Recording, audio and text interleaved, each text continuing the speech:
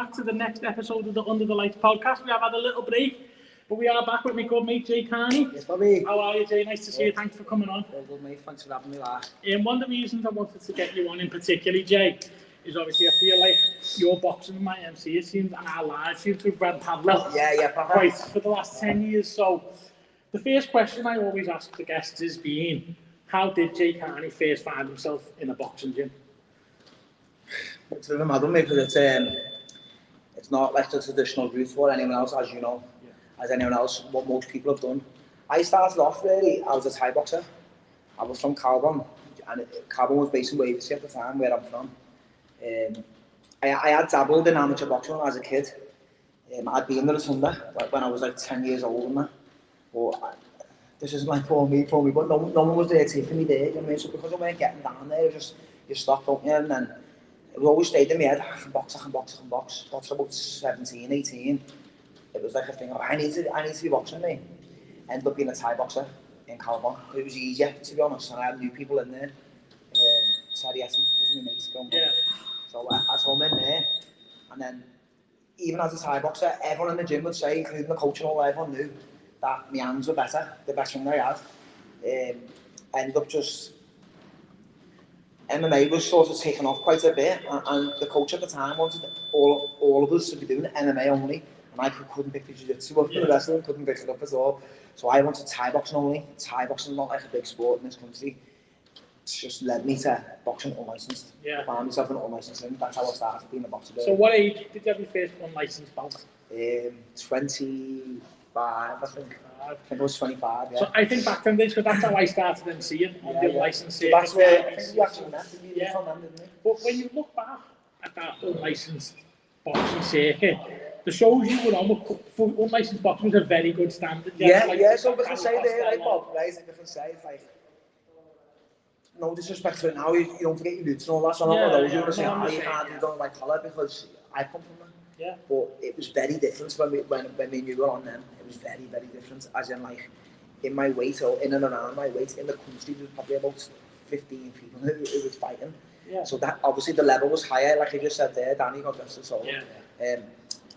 Danny's like a 3-time ABA champion, been Commonwealth Games medalist, you know, he turned pro, and obviously, anyone knows Danny, his life got in the way, young man, and that's why he didn't go and do what he done. But the level was high on the unlicensed scene that I was on. And even then, I remember, was it Steve Tatum? You boxed in the envy, and it was an absolute war, So from the start, I've always had war. Even when in a mad way, I don't really like that, to be honest. But people speak to me about war, absolute war every time. How many unlicensed did you have, do you think? Top of my head, I had about under 15. Around about that though. And they were all at them names. People in Liverpool and all the people in boxing. How was it that you then decided? Because I was the same group. We went down the Malta Boxing Commission. That's right, yeah. First. That was an accident. Yeah, how did that happen with you? What happened is I was boxing on the unlicensed. I've come across Derry Mathews. You're boxing, you sort of want to be, you want like respect from your peers, don't you? That's what the game is, I think. And so obviously, Derry catching wind of who I am, sort of like give me like a boost, you know what I mean? Stayed in touch a little bit, I was using his gym here and there, the old one on Great Ormond Street. And from there, mate, I heard of somebody turning pro who'd been on the unlicensed. He was a mate of mine, and he was turning pro with Derry. And I was like, what, you can turn pro? What the gym now? Funny enough, full circle, give him a mention now, because I'm here out with my t-shirts on the limits. What I actually done is, when I caught wind of that the lad was going pro, before, I didn't know what to ask, I was like too much proud to even ask Derry. So what I've done is I had my own thoughts in my head. I thought I'm going to go to an amateur gym. I'm going to go win them under 10s. If I win the under 10s, then I can turn pro with something. That was my idea. And it was Danny, it was No Limits where I went. So I went to No Limits another couple of sessions. And I still owe him £3 for it because I didn't pay for it. He said it's gone up massive since I owe about £5 since. But that was what I'd done. I went to one class with Danny's gym, and then from that I messaged Derry the next day. Derry, do you reckon if I go win the under 10s, do you reckon I could turn pro? And he said, why do you want to turn pro? Yeah, well, that's amazing. I said, come in the gym tomorrow. Oh, really? That's how it comes out. So the Malta circuit, and then it became Bieber. I MC did in Bradford, I think, and in Devonshire. Bradford and Devonshire. Yeah, how did you find them bouncing? To me, Bob, right, that was pro boxing though. Yeah. To me, right. The reason I ended up on a multi-bill was I was in the gym getting false promises, to be honest. Are you going to fight? Are you going to get this? You're going to get this?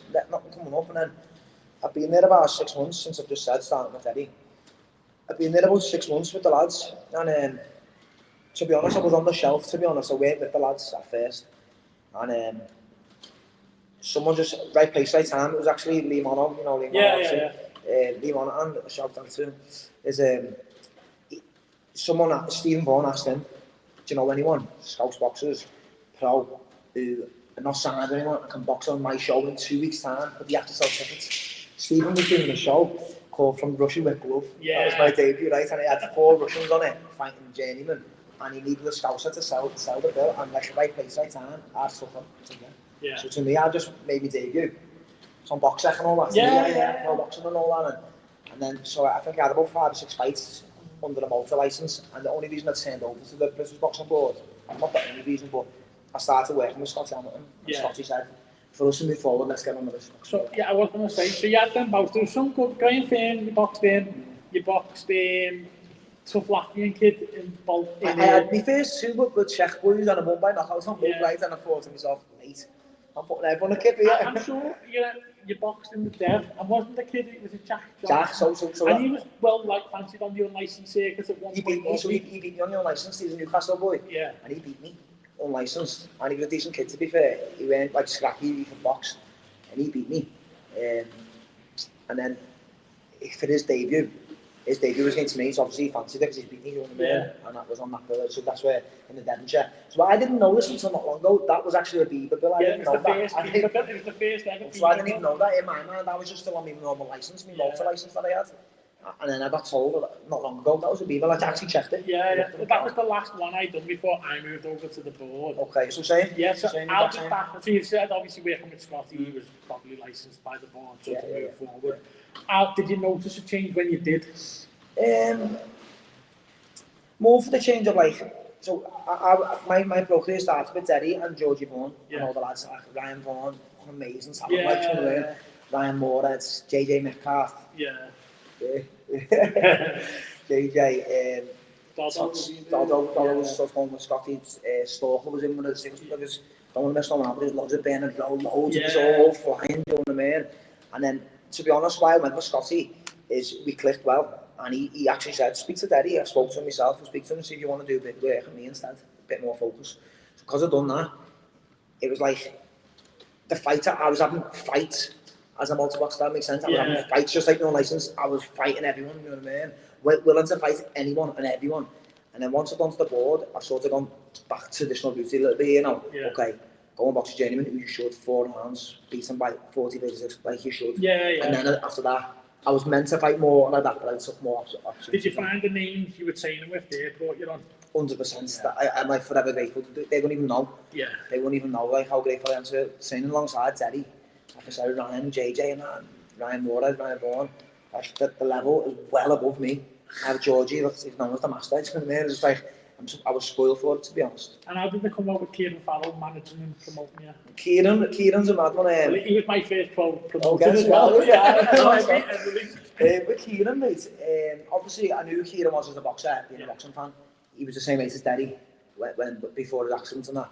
So obviously it was in and around. They didn't fight each other, but they were obviously, as you know, they were there, weren't they? There and thereabouts. I knew he was a manager, up-and-coming manager. Scotty just mentioned a few names to me before we're going to see some managers. I went and see Kieran, and he made me spar. So come and spar him, and come and spar this boy. And then he gave me the nickname Scouts Maidana. And they said, you're the Scouts Maidana. And then signed me. With Kieran, mate, I'm forever grateful to Kieran. Forever for the rest of my life. Because him and me, we just hit at the right time. We both wanted the exact same things, and it just so happened. I was the perfect fighter for him, but he was the perfect manager for me too. People might say negatives about me, about fighting stuff. People are saying negatives about Kieran too. The fight he's getting his fighters, but for me and him, it was perfect. I couldn't have been any better. I said you turned over, you got a traditional win, but then you went in deep with Carl Sadler pretty. Straight away. It was 2 weeks later, mate. How did that come about? So I boxed Russ Midgley in the bowlers on a, I think it was a Kieran show. Well, anyway, I boxed Russ Midgley. Beat him 40-36, first box, lovely. Exactly how Scotty wanted me to box. that's how it went. I think like the next day or 2 days later, I've come home and got a phone call. Do you want to fight on matching with Sky Sports then? Not from the fight on Sky Sports, do you know what I mean? You're the away kid. The kid's selling under the tickets. He's from Hull, it's in Hull. Yeah. Obviously, I'm the underdog. It was 2 weights up though. It was 2 weights above, so I was a featherweight, not a featherweight. That was a lightweight on 2 weeks' notice, so I come in light. I came in at 9 stone 5, and it was the performance of me career though. Even to today, I was the best moment of my boxing career that night. Yeah. So, because after that, you went on after that when you look at it, McCrory, Jason Cunningham, Ashfaq, massive boxers, massive shows, all odds stacked against you. You might have thought after that win over Chadwick, you might maybe try and pad your record a little bit. A lot of prospects would have. Of course, yeah. Why did you go the other way? The reason I went the other way, good question that, Bob. The reason I went the other way, right, is because when I started pro boxing, by the time I got my license, I'm sure I was 27 or 28, you know what I mean? And it just sounds crazy. I've already had my life in a mad way. I've got 2 kids at home, my wife and 2 kids at home. All the bills, life's on me. Yeah. Poor, you know what I mean? I'm a poor person at home, but look, my parents backing me to go and make it as a fighter. Now, how many years have I got to do to beat these genuine? How many years can I do it for? I was in a different boat, so from the start, I was already, if you look at my record now, I was losing early on. I lost it, he said firm, I don't even like saying it because I didn't lose that, but on paper I lost that, do you know what I mean? So I'm taking chances early on. Once I got my British Boxing Board licence and boxed Chad, Midgley and then Chadwick, in my head, I could have thought, okay, let's pad my record. Yeah. But instead, at the time, Fergal McCrory, Irish boy, I weren't exactly padding, I weren't exactly going in with some amazing superstar in my mind. At the time, he wasn't. I think he was about 5-0, I don't know, I was like 5-1 or whatever it was. It was a 50-50 fight, to be honest. That was a 50-50 fight, and backed myself over everyone. I thought, I was just going to beat this kid, do you know what I mean? Now, I don't know whether you know, I think you do know this, don't you? It's now, I was meant to fight Joe Cordina. Yeah. I was meant to fight on the Joshua Klitschko bill the week after Fergal. I didn't pull out of the Fergal fight. Man of honour and all, you know what I mean? And thought I'd just go and smoke Fergal. And then the next week go and do an upset on Cordina too, but it didn't go that way.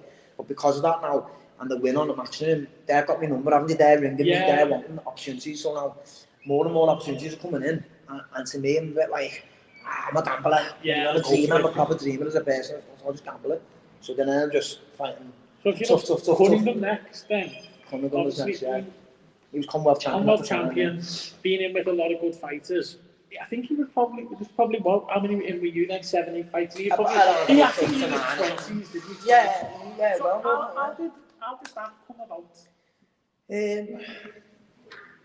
Again, I don't think I was. Let me see that.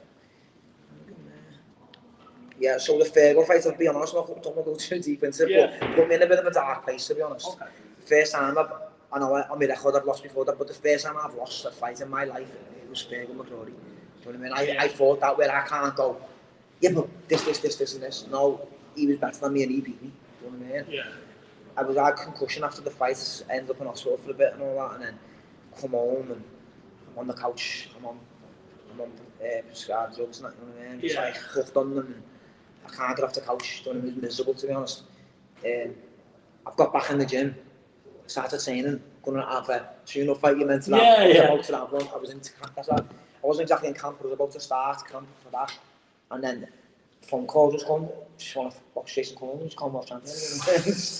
And I was, Fozzie, little Fozzie, Fozzie was with the story, because I was actually eating a dinner, like an old school dinner. I'm a proper scruffy poor man. I got this like a southern fried chicken breast with like chips and beans. That's what I was doing, like dippers, chips and beans, it's all mad, skins. At home eating me dinner, and they phoned for that. He said, "You want to fight that?" Put me dinner down, I said, "I went for the win," and then lost my weight again, and I got back to that. And that one with the distance, didn't how did you find that fight? So what with that? I went. Notice how good he was. Yeah, I know Jason now. Yeah. Here's my honest opinion on that fight. I went into the fight, not me. I'm dead confident, do you know what I mean? And I went into it with no confidence whatsoever, thinking in my head, I'm going to distance because he can't stop me. That's what my mindset was. And I actually said to Scotty and Brian at the time, Brian Phillips was my teammate at the time. I actually said to him at the time, I'm quitting after this. I'm over, it's done after this. Then in that fight, Scotty couldn't do my corner for a certain reason, so Kieran done my corner with Brian. And obviously, like, looking at me and him, how do I beat him? Get on the chest, make it rough. So Kieran was giving me them instructions, but then them instructions weren't working. He was pinging me when I was trying to do it, like, really, like, wow, he's sick, this kid. But then I had, like, on box, and a bit unorthodox on the actual boxing skill set, a bit unorthodox, and I was throwing him off. I was winning when I was doing that, so it was a bit like, I don't know, I was half thinking, do I go and get on the chest like I'm meant to, or just keep doing this and try not boxing? It went the distance. I think, like, to give it, like, I don't know, like, it was only a 6 rounds, I think it was like 50, 56. Something like that, yeah. I've done well in the fight, until he stopped one up, he stopped one massively up. I come across Joe, I knew Joe Mac at that point anyway, but he was there at that fight, because Brian Moore was on too, and he said to me, lad, your stock's gone up massively there, I can't believe how good you're doing. That's another thing though, because your stock has gone up. Why again? Your stock was going up and losing. So why, again, I know what you've explained there, but after you've had it, is it still the same financial situation at home, or is it just you want No, it? it's a bit of both, Bob. Yeah. It's a bit of both, to be honest. Financial instability at home, massive. I've got 2 kids at that point, you're a little kid, so you've got to make that happen, you're not working. Yeah. But at the same time, it's not really in me. What I would do all the time, which is why I reckon I'm a good coach now, because it's experience, isn't it? Yeah. Like, I'd come back, I'd be like, okay, tune-up fight next. Tune-up fight, I'd be starting the camp with tune-up fight, go, phone rings again, and like, here they are again. But there was a gap after that, so they tell you dead quick. What happened is, I was meant to fight Gavin McDonald. Yeah, I remember that. And I really fancied that fight, all due respect to Gavin. Yeah. I really fancied the fight, you know, like, proper fancied it. There's timing and everything. I just really thought I'd beat him here, do you know what I mean? And I was full camp and all that, I thought I'll do him here, like. What happened is, after the Cunningham fight, because it's a loss, it's 2 losses on the bounce, they wanted me to have a win. Yeah. I think it must have been for some sort of man or whatever, you know what I mean? So, okay, I've got to have a win to fight Gavin. Gavin's fight was on the Ricky Burns versus Crawler undercard. Oh, okay, yeah.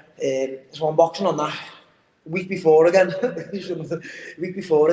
I now take a fight on Kieran's show against a journeyman. Weigh in, all good. Brian's on it too. That was a little goal for us, both two, both on the same show. Weigh in, all's good. Go and have my food, come back. Pre-fight medical, I fail my medical on an murmur. And you're like, have you got an out murmur? I've never got an out murmur. You have, man. To box next week, you're not fighting tonight. Yeah. Wow. To box next week at all, you need the all clear from a board doctor. Like, oh, no way. So I thought, I haven't got an arm there, this might be anything. It could be nerves, not could be coffee, tell me anything. So I'm like, I have to go and get this clear. So in the morning, the next morning, I went to normal doctors, to a nurse, make sure I haven't got a murmur before I go and book 500 quid in to go and get a proper thing. So we go to Swan there, and they say, no, you sound, no murmur. It's like, I'm missed out on a fight there. Oh well, book in, phoned up, 500 quid for the next day to get in for a medical. Get me heart checked to get the all clear by a board doctor. Go and do that, fail it. Like, no way. So that nurse must have just missed it again. I don't know. Got an heart murmur. Took me 15 months to get the all clear to box again. Because what it turns out now is I had about a collapsed valve in my heart through dehydration. Yeah, when I was directly through dehydration. Oh, for making weight. And you know, so I've still got that forever now, so I'm in the doctor now forever, every 6 months forever after the doctors over that, but I got the all clear it was 15 months later I got the all clear. So you're back in the same boat. Now I got the all clear, right, in the December of 2018. Yeah. Is that right, what you got there for Gashbach? Yeah, right, so November 2018, got the all clear. I've now gone, okay, I'm back, training properly. I've had a bit of a year out, I'm never unfit, but not a proper fit. I've then went on holiday, went to Iceland on the air with my mates, and my bear, loads of us. While I'm over there, I've got my licence back and Kieran phones me while I'm on holiday. Or text me saying, fucking Kez Ashfach, vaccine bill, blah blah, and I'm out on the aisle. Just ignored it. Opened it the next day, said took it. By the time I took it the next day, going on a flight home, 17 days till flight night. You know what I mean? I'm about, I don't even know, 34 pounds over weight. So 17 days, I had no trainer because at this point I haven't been back to Scotty, so I didn't want to respond. Scotty were fighting in 2 weeks against Ashback. It's not right, so I just went back to Derry where I was working at the time. I was Derry, so I was just fighting in 2 weeks and all that, and man, he couldn't do it either, he was busy for whatever reason. Kieran was going to do it again, so I was just, Derry just sent me a little thing for 16 days, I sparred Brian twice and Jazza twice, and it hit the bag, and that's all I've done. Do you know when you talk about that run you went on though, some big shows, how did you feel, obviously coming from doing licensing? The absolute dream, because let me tell you what happened with that. Derry boxed Luke Campbell on, I'm going to guess, around about 15 or 16, something like that. It was second to last night. Yeah, it was second to last night. That's right. Yeah. You'll come around to me coaching obviously in a minute. My coaching started, back then, my coaching started as I started as a pro because I can hold the pads well. Because I can hold the pads well, and Georgie's 80 odd years old, he couldn't hold the pad. Derry was in camp. Who's going to pad? Me. So I was padding all the lads. Although I was training, I was still padding all them boys there. And that's what brought me on massively, do you know what I mean? Again, you said before, did that bring you on? Training with all them and padding all them boys and working with Georgie, it's like invaluable experience. Well, that is what I was going to move on to after your boxing career, when you fully moved into coaching. Because if you think of some of the coaches you've worked with, Georgie from the off, Scotty Hamilton, Derry, then obviously Joe McNally, and now Danny, and the lads here at No Limits. So at what point did you think, because I remember coming in here once, and you had someone sparring, and I didn't even know you had a stable at this point. I think I'd been Chief Francis. Yeah, there's well been, And you told me that you moved into coaching. And I remember you saying you were in that corner there, and you said, I'm a better coach than I am a boxer, you know. So when did you have that realisation? It's like, so like I say, I've been coaching since about 2013. I'm talking high level pros. You know what I mean? So, but I've been a pro coach since about 2022. You know what I mean? Just because I was, after Ashback and that, we'll skip that one because he gave me a beating. But then I weren't retired still though in my head. I was still training and COVID retired me. Because I was going to box April 2020 and I was training for it and that, and then that happened, didn't it? And then I just, before you know it, it's been years now, and I was well bigger and all that. I couldn't get to the weight no more. I knew this is over, it was done. So now I'm coaching, as in like, helping out Brian. Morad. Just doing bits, you know what I mean? Nothing's concrete. And then I wanted to step into the pro game properly, and it come about because I think I might have just been helping Brian out, and Mikey Walton approached me. Michael Walton, a young lad who I've known for a while, said I'd take him on. I'm trying to cut my teeth as a pro coach. I know I can't just jump back in the mix and start getting berries and everyone again. It doesn't work like that. So I cut my teeth with Mikey, and James Francis phoned me, so will I take him on? So I had them too. At that point then I knew I was completely, my boxing career was behind me, and I was no boxing coach. So how did the move about come to working with Joe and Dech? So I think I had, I think Michael had one fight with me and won. And on the same night, James had to fight his first fight with me and won. It was a successful night. My first night pro coaching on my own. 2 wins out of 2. Where were you training them, lads? I had them in the Swan, in Old Swan. The Swan's not too far from mine. I'm trying to ride them. We just use the place, boss. I'd a couple of weeks later, James had another fight and lost against a journeyman. It was like, it's lessons for all of us, isn't it? Lessons for him and for me, to be honest. He didn't perform properly, but he'll tell you that too, you know what I mean? I like Jay, you know what I mean? What happened is, I ended up getting a bit of sparring, but I've always been in contact with everyone. Just like you're from them lads. And it seems to like get on with everyone. And I was in touch with Joe over sparring. He had a couple of Cuban boys, Darren and Hadia, and he asked me to spar for Darren, and James suited the mix and all. We went down to do it, you know what I mean? Went down, he sparred, all good. Just got chatting to Joe, I hadn't seen him for a while. Something I said to him, I don't know if he knows this, but me and Joe speak regularly all the time now. It might have planted the seed in his head, because Wayne from Golden Gloves around the time phoned me and said, will I be the pad man for Marcel Braithwaite for his fight in South Africa? I was buzzing and really needed it, you know. This is no disrespect to the fighters at the time, but I really needed that, you know. I was dead excited. And then went to start the Monday or whatever, and he phoned me this Saturday and said, we've sorted something different. I was like, devil, you know, it's good, proper good, you know. And then, funny enough, me and man had been sparring with Jay in the Sunday, and when I mentioned that I was going to work to Joe, I mentioned I was working with Marcel. And then anyway, when Wayne cancelled it on me, I was gutted. Put the phone down, I was devil, said to me, gutted, you know. I was like, hit me head, like, it's a bit like, lost, what am I doing here? You know what I mean? Threatening on back me.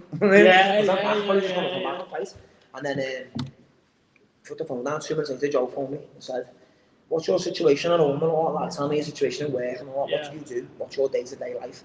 Told him, why, what's up? I said, I need someone on board with us, but I don't want a pad man. I don't want you to come in and pad the lads. I want you to be a coach alongside me and Declan. So I said, yeah, let's do it. Yeah. So again, just jumping. Let's go with it, do you know what I mean? Went with that. And day one, he said, I need you to pad though first. And I know I'm a pad man. I'm the best on the pad, I know I am. But I was like, I'm under pressure here having to pad. Yeah. But I thought he'd be more worried about, like, you're knowledgeable and all that. So he was like, I know you know the game inside out, you're an ex-fighter, but can you pad? I'm like, yeah, lad. Yeah. I was like, well, you need to see you. I was like, shit, come in. But luckily for me, I padded JJ, I padded him for years. Yeah. Then after a few nights, lad, you're in from that, like, every day from then. Because when you look at that stable, look at Joe, probably the best young stable in Britain. Yeah. Arguably, in a depth, 2 young coaches. And then you're obviously in the mix. Trying to think of some of the names you're in there. Josh, I don't want to miss anyone else. Josh Taylor, Beefy. Unreal, you know. JJ. Dennis McCann. Yeah. We had Harriet and Diane. Harriet and Diane. We had Jack Turner. Jazza was there for the Frankie Stringer. Jazza came. Once I got there, the 3 Birchall brothers came along. Oh yeah. Jazza came along and Marcel came along. Yeah. All them out there, no more except for Nelson. How did you find that? I want to say this now before I forget to say it. To Joe and Declan, it's the biggest thank you of all time. What they've done, I felt like I've always been very confident on my own ability and my own knowledge, and I felt like I was up here, and I just felt like I'd just gone right through the ceiling with it, do you know what I mean?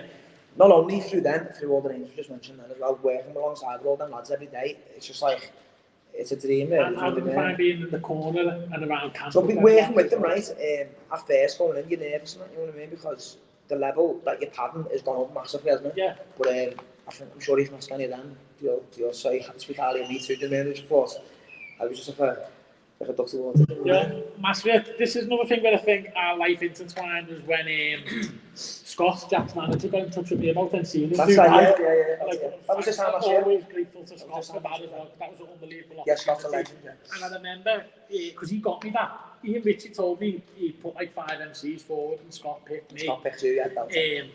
And obviously, I flew out a little bit on my own, not really, but then obviously you say, I felt like you integrated me, like I was part of it. Yeah. But you was very central to that as well. Of course, yeah. I've known you for years, haven't I? No, but I just mean in that team. Oh, okay, you were central in that team. Yeah, definitely. I didn't feel out of place at all, you know. Like, even, probably took me about, I don't know what it is, but it's working for someone else, aren't you? Do you know what I mean? I never do that. I never do it, do you know what I mean? But working for someone else probably took only a matter of weeks, though. 3-4 weeks in, I was just felt like, this is where I belong in it. One thing I think with Joe and Deck is they're very calm, aren't they? Yeah. Calm people, knowledgeable, the way they speak is... Yeah, I could listen to them talk about boxing all day. 100%. Were you learning from that? So to be honest, that's what you do, don't you? You've got to learn, good and bad. So I take everything positive and negative from the time that I was there.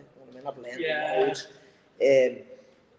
A lot of the time, you're sitting there and you're watching high-level, world-class operators, sparring, pads, whatever, and then it's boss to watch. But then also the same way, I'll just look to my left instead and just watch Joe. What's he saying in between the rounds? What's he saying while the rounds are on? What's his demeanour on it? You know what I mean? That's how you learn, don't you? And I think we'd be amiss not to ask you, working with Darren Till as well on the Misfits shows. I wanted to have this question is because really when you think about it, unlicensed, Bieber, Malta, Ford, Miss Thai, Dubai, Ireland, Misfits, what's that world like? The show week. It was mad, you know. As a spectacle. And obviously Till is very good, isn't he? Yeah. And so, but like, how was that event? Because the events look unbelievable. As much as the fighting, the events look unbelievable. You know what it is? It is what it is. It's got like loads of money in it. You know what I mean? So because like it looks it, you can feel it. Do you know what I mean? It's crazy because what it's like. Go back to the white collar days. Do you know what I mean? Yeah. It's like, I don't want to say no disrespect. I probably say this is honest truth to it. The lads who were on those Misfit shows are low level white collar fighters. That's what it's like. Yeah, a low level. Obviously, you're Till and all that. You know. That's another level. The top of the game's different. Do you know what I mean? Obviously, like it was I never even watched it, but like KSI and all that. I haven't even watched them, but I'm guessing he's not like, I'm not guessing he's not as low. They're able to dedicate themselves to it. Yeah. But a lot of the lads who were on it, who were on it that night that we were on. Yeah. It was a circus, Bob. It was like a circus. It was a circus, yeah. It was a circus. Back getting turned around. It was mad, but yeah, it was run brilliant though. It was run the way Matthew and it was run like that. It was brilliant. Brilliant, yeah. So then how did it come about to come in? Because this is another thing, our life's intertwined. We were speaking about that. I remember we were at our kids' dance competitions in Haven, watching Fury Music together. That's right, yeah. And I remember you were in the Rotunda chat, I was in the No Limits chat, like I was just getting shared.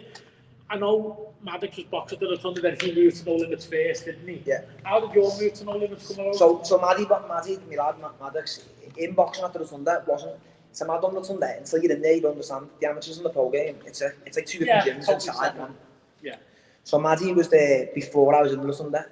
He started, he had his like first skills there, man. So broke his teeth in there, and then he's moved here. The reason he moved here was because I just don't know. Sometimes I like to get my other lights training them every day. I like to get a session with other coaches, you know, other thoughts on it, and he stuck well with Danny. Yeah. And Danny liked me like Danny, and then before you know it, it was like I was half unhappy where I was with Sunday first. So then he got here. Yeah. The reason I got here was obviously because he's here. It's easy, isn't it? And here most nights bringing him down. Yeah. Danny ends up going, he'll tell you this, I might as well say it. I was eating McDonald's every night because I'm coming down here every night, and I love triple cheeseburgers. So I'm eating like 2 triple cheeseburgers every night. Yeah. And he's like, Jay, stop eating that. Like, I was like, I'm so mad waiting for him, you know what I mean? He ends up going, get in here, start helping out. Yeah. Start helping the kids a little bit. But then I'm doing the Sunday with the pros all day, with Joe and Declan after the Sunday. Coming here all night, it was like non-stop. I ended up moving on because a few personal reasons I wanted to move on, but also I wanted to spread my wings as well, do you know what I mean? I love Joe Mac and I love Declan. Oh, no, they're friends for life and all the lads there. I've got a bad word to say about anyone, and I'm sure they haven't to me either. Even like the keep fitters in the gym. My Uncle Andrew's there and all that. So it's boss to be around. I love being there. And I'll still pop in now and as much as I can now. But I wanted to spread my wings and do my own thing as well, because I thought at some point, you know, I've got to step out, haven't I, at some point, and I'm going to wait 5 years, and it'll be that hard to leave and that then, do you know what I mean? So, moved on because I had Brian wanting to make a comeback. Yeah. Brian's like the bane of my life. I love him, like, and I had a young girl, Abby McKay. Yeah. So I had these 2 pros. Abby's about the same pro. I had these 2, and I thought, okay, I'm going to move on, do my own thing. Spoke to Joe and all that first. Moved on, grabbed these 2. Yeah. The reason I come here, it was so simple for me to come here. If someone was I'm part of it already, really, and Danny's all day. And well, the team here, Danny, when we said before you're the best pad man, I didn't think, is Danny going to like that? But he sneaked up with me once. But obviously, you got Danny, you got Fazza, you got Mason, you know, Jamie, Lucas. Yeah, so in here, right, our work, to be honest, I came here, like I said, as I thought I'd have my own stable. Yeah. Now, at the time, I had Leighton Birchall too. Yeah. So I had Leighton, Abby and Brian. Yeah. I don't want to go too much into personal reasons, you know what I mean, but me and Leighton passed away, he's good kids. Yeah. All love for them, you know what I mean? We had the boss little year or so together, us. Yeah. We won the Brandenburg Box Club together, we won Harrogate Box Club together, do you know what I mean? It's like, we had boss Sam's and I love him forever. But he's moved on. Yeah. So I had these 2, and in my mindset, I thought, I'm just doing my own bit here. Yeah. I'll just have to train these lads here, and I'll help out if needed. That's what my thought process was. So I said that to Danny, I'll help you if you need. That helping out is because I'm overly, I want to be involved. I want to be involved all the time. Working with fighters. I want to be, all I want to do every day is get up and come to the gym until it's time to go on. I just want to do that all day. Yeah. My number 1 is my son for boxing. That's just my number 1 thing, is he's going to be world champion. Yeah. And until he gets there, I'm going to try and get him world champion. I helped out with Danny, and then he started helping me a little bit. Yeah. You know, I'll give it a little touch there with Abby. Click well, and then before I knew it, it was just, it wasn't even asked, and it was just like, time we in tomorrow, Dan. And it was just like, I sort of look at it like, I assist Danny with his fighters, and Danny assists mine. So that's what we want to move on to your current stable. Now, obviously, there's a lot of, as the lads we've mentioned there, Mason, Jamie. We've got 7, so I don't want to know what else, 7 or 8 we've got. Yeah, well, but then the 2 you've mentioned there, so Brian and Abby, because Brian obviously has been your mate for years. Yeah. I see Brian way back when he boxed Nick Ball. Yeah. How do you find that though, coaching your mate? So it's a mad one, to be honest. We speak about this a lot. It just feels right, to be honest. It's right. The right thing for him to do is to have this last roll of the dice with me. Yeah. And it's the right thing for me to do to have his last roll of the dice with me. Do you know what I mean? It just feels right. Yeah. It's different though. It's very different than training everyone else. It's so different. Yeah. He's not just my mate. We're family. Do you know what I mean? Yeah, we're family us too. Like, as in like his wife and kids in my family too. Do you know what I mean? We're all going all the time. So it is hard. It's hard in ways as well, though. It is hard in ways because you protect your fighters all the time, don't you? You know what I mean? He's just Brian. He's around the bend. He thinks I'm more around the bend than him. But he also, I think he's sort of, Brian is what he is in some ways as well. He is always, whereas you can coach him, I don't doubt that. He's going to still do Brian things, though, I think that's what works for us, though, as well. Yeah. I don't coach him the same as anyone else I coach. I feel like I see Abby. Yeah. She takes everything I say like gospel. Yeah. You know what I mean? But with me and Brian, I also go to him and go, what do you reckon about this, lad? Try this instead. Do you know what I mean? He'll go, saying that. You know what I mean? Because moving on to Abby, because I know Abby obviously from the amateur circuit. Yeah. I remember speaking to her a couple of years ago about turning pro, and she was talking about it, and then you'd let it slip to me. Obviously, she's here. You've got Molly here now as well. I was Abby adjusting to the pro game. I know she's making a debut in a couple of months, isn't she? How do you think she'll step up to it? Brilliant. She was around a few different gyms, Abby. I didn't know nothing about Abby, mate, to be honest, because I wasn't too much up on the amateurs, to be totally honest. I weren't, to be honest, until I've got here and I've known the amateurs here. I didn't care for amateurs at all. Yeah. Only that my son's an amateur. I have to care about so I have to It was not the world you were in, though, was it? It wasn't the world I was in at all, so I didn't have time to look at all the pro world and the amateur world, so I didn't know of it, to be honest. But someone mentioned it to me, so I'll have a look at it because she was after the tumbler. Yeah. From that, I went to watch one of the fights and liked it, but I just thought, like, because she'd been at loads of gyms, me personally, I felt like she's had about 10 different trainers in the past like 3 years. She's in loads of different gyms. She hasn't really got a set base of what she is yet. A bit of everything. So I like to think, and I know she definitely does think, from, let's say, January, since she's been training at December, January, to now, she's a complete different fighter. Really, Very complete different fighter. Obviously, we've still got work to do, but that's just the game, innit? We're just going forever. So, but I think she'll transition lovely. I think a style does suit the pro game too. So I was going to come on to Maddie in a minute, sitting over there, but because as you said, to Lisa World Champion, try and get a few others. Yeah. What are your immediate goals as a coach? They're not, we'll go long term in a minute, but immediate. Like, how do you think the next 12, 24 months look for Jay Carney? Yeah, I think I'll have a world champion in 12, 24 months. When I say I sort of we. Yeah. As in, Molly will be world champion within 2 years, I'd say. I was going to move on to Molly as well. We'll come to, but she'll be world champion within 2 years. Now. Okay, yeah. So, obviously, I know Danny's worked with Molly for a long time. She's transitioned over from the UFC back to boxing because she was an ABA champion before she went to the UFC. How are you finding working with her? And obviously, surely that must bring Abby on the way. Yeah. I know she's come from a different sport, but like, it does. Is it a bit like when you went in with Derry? Yeah, 100%. Like, I know what you're saying. She's from a different sport, but she's fought at MSG and that she's high level combat. She was an ABA champion. Yeah. So, and I think a big thing where she learns from it is they get on brilliant. Do you know what I mean? And Molly's so happy underneath a wing massively. Yeah. She's been a massive help to her. They both say that. But she's like 12, 13 years older than her, so of course, you know what I mean? She's got so much more knowledge than her. So obviously life experience, exactly. So obviously, she'll bring it on massively. Do you know what I mean? Working with Molly's brilliant. She's the world's biggest overthinker. You know what I mean? But it works for her. You know what I mean? It does work for her. She's like, things have got to go the way she wants it to go because it ever fall off until it doesn't, and she'll do it a million times until she gets it correct way. Really, when you corner her for the spars and that, Danny will say the same. The instructions, as she listens to the instructions, perfect. She takes it, let's goes straight away. She's a diamond, she's a star. A couple of big debuts coming up then soon, isn't it, Abby? So we've got Abby in December. Yeah. And we've got Molly September the 13th. I'm going to have to say this now on the podcast right here because I'm not going to be here for Molly's fight. And we knew this before she actually got the date. Another holiday, is it? Yeah. Well, holidays than Thomas Cook this time.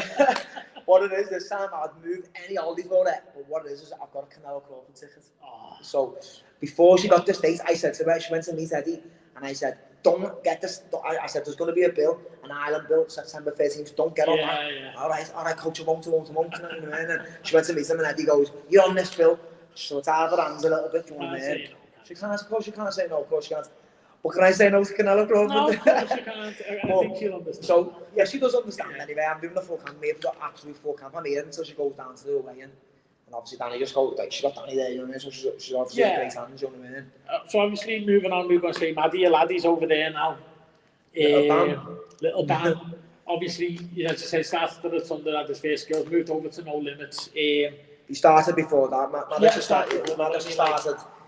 Yeah. So, a little shout to Derry, because Derry got him a fight when he was 6 years old. I don't know if I should say that, like, but when he was 6, he had a little fight, exhibition, obviously. Yeah, an exhibition. Yeah. So, he's been at it forever. What do you think? So, what's he got now? He's got Manchester Box Cup. So what it was, right? It's a mad thing about Maddie, is that he's been about forever. Everyone knows him. Everyone in the city knows him. Yeah. Because he's been with you. Yeah, of course. Yeah. He's my shadow, isn't he? But one of the lads said it was Nelson. I speak to Nelson Berthold a lot still, and he won the Manchester Box Cup the week, man. Yeah. And but this is his first full season as he's not even a schoolboy yet.